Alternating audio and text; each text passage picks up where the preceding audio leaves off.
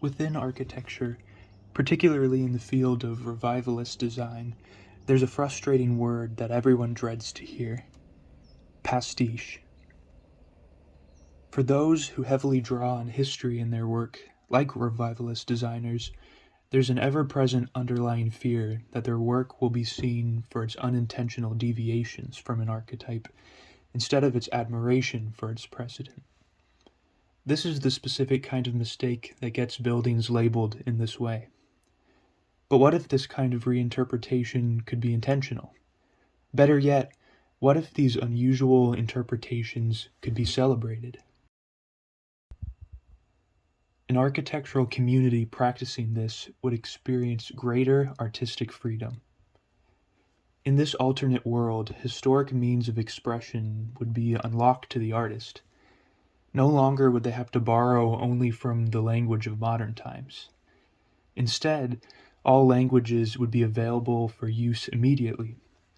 In the future world of architecture, designers freely draw from ideas of the past, with only the rule that new creative ground must always be covered. This shift in the field renders the word pastiche as severely outdated.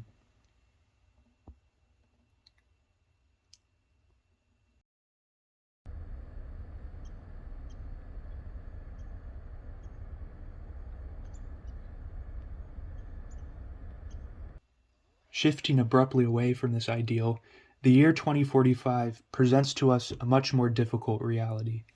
In the political world, polarization has reached an all-time high as conservatives and liberals continue to split the country into nearly equal halves. Simultaneously, an increased sense of frustration causes voter turnout to steadily decline. As this decline begins to unevenly affect different populations, the city of Des Moines announces a large-scale plan to build an entirely new voting infrastructure for the greater city. This competition requires a design for a central hub for democracy, as well as numerous satellite locations placed throughout the vicinity.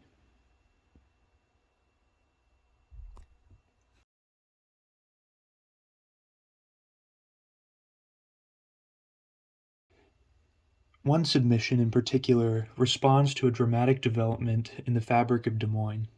In years prior, construction plans were approved to move a vast majority of urban roads underground to better address growing traffic issues.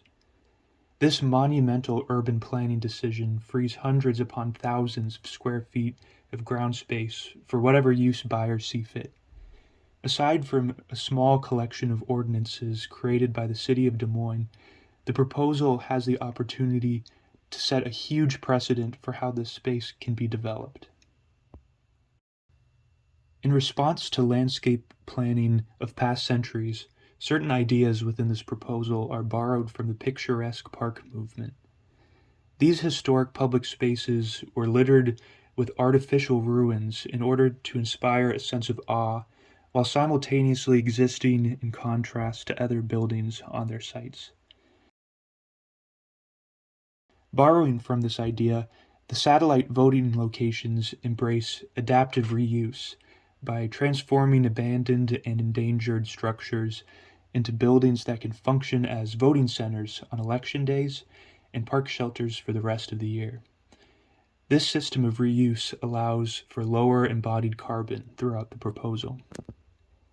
The sites around the ruins are to be maintained as open space for public use. These newly created voting parks give the opportunity for citizens to familiarize themselves with their local voting locations, thereby increasing the likelihood that they'll be comfortable showing up on election day. As an added benefit, neighborhoods with historically low turnout are more likely to have a higher quantity of abandoned buildings, presenting the opportunity for more voting parks in these areas.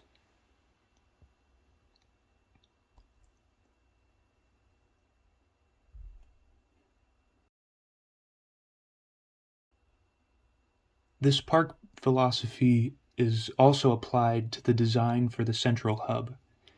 Instead of concentrating the many required programs into one site, this proposal forms a campus with nearly every building function existing as its own structure.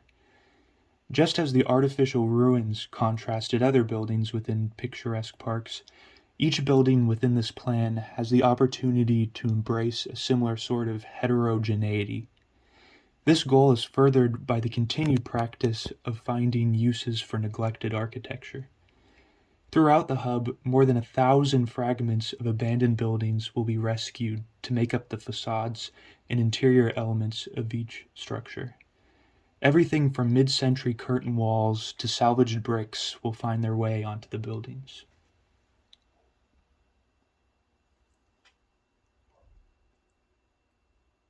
Detailed methods will be planned for the removal, transportation, and reconstruction of these elements. In order to hold the very largest fragments, structural ribbons will be precisely positioned to hold these in place. The rhythm created by these inform the organization of each building. This method is evident through the stripes seen running through the plans. Outside these complex buildings is a surprising simplicity. Roughly half of the site's open space is dedicated to greenery, while the other half contains the plaza for the farmers market. The green space aims to invoke a certain rural sensibility, bringing an almost pastoral sense of peace to areas like this one at the north side of the site.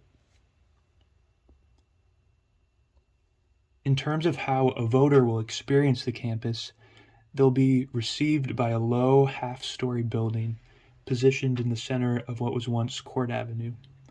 This small structure contains vertical circulation from the parking infrastructure located directly below. A glassy corridor takes them from here to the meeting building, administration building, and then finally the main building. Within this largest structure is a caucus center, an auditorium, a cafe, staff offices, and a multi-story lobby. While concentrating these together may initially seem to defy the diffused campus-like approach of the master plan, it provides the proposal with a stronger sense of hierarchy and allows for more intuitive wayfinding. Most of the main vertical circulation elements are contained by the vast shell of Sioux City's Badger Row building, a structure which had begun to severely deteriorate after the year 2030. Within this area, a glass floor bridges between two elevators, creating a dramatic view for cafe visitors out on the patio below. This transparent structure is kept as light as possible in order to allow views up through the shell of this historic building. The main purpose of this space is to act as a dramatic entry point before walking into the caucus center directly north.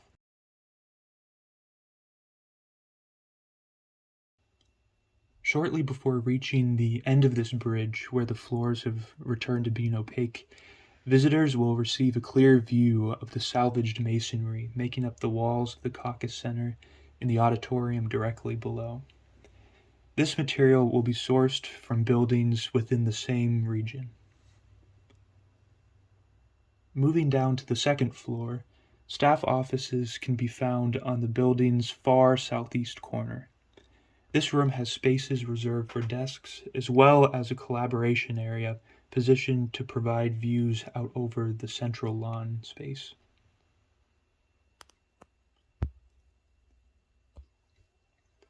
Located on the far east side of the site is a museum, creating a closed-off portion of Court Avenue. After passing through a bright entry space, the rest of the first floor is entirely windowless, containing portions of since-demolished governmental buildings associated with stories of corrupt politics. Moving to the upper floor, visitors are surprised by an overwhelmingly bright space with large windows looking out to the expansive views of the site. The fragments this time tell a hopeful story of developments towards stability and unity in Iowan politics.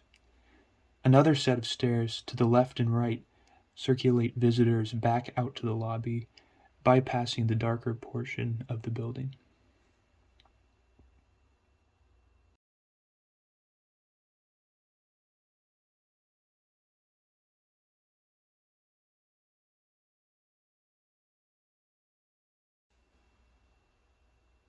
The final result of these collaged ideas is a proposal for Des Moines that embraces the advantages of greater artistic freedom while simultaneously providing visitors with a rich, heterogeneous environment whereby they can draw their own judgments of meaning and value. In its approach to themes of adaptive reuse, it models itself after a world full of variety and confliction, while simultaneously functioning efficiently for its agreed-upon purpose. It represents exactly what our democracy strives for: a functional system where unity and organization can be brought out of chaos. Thank you.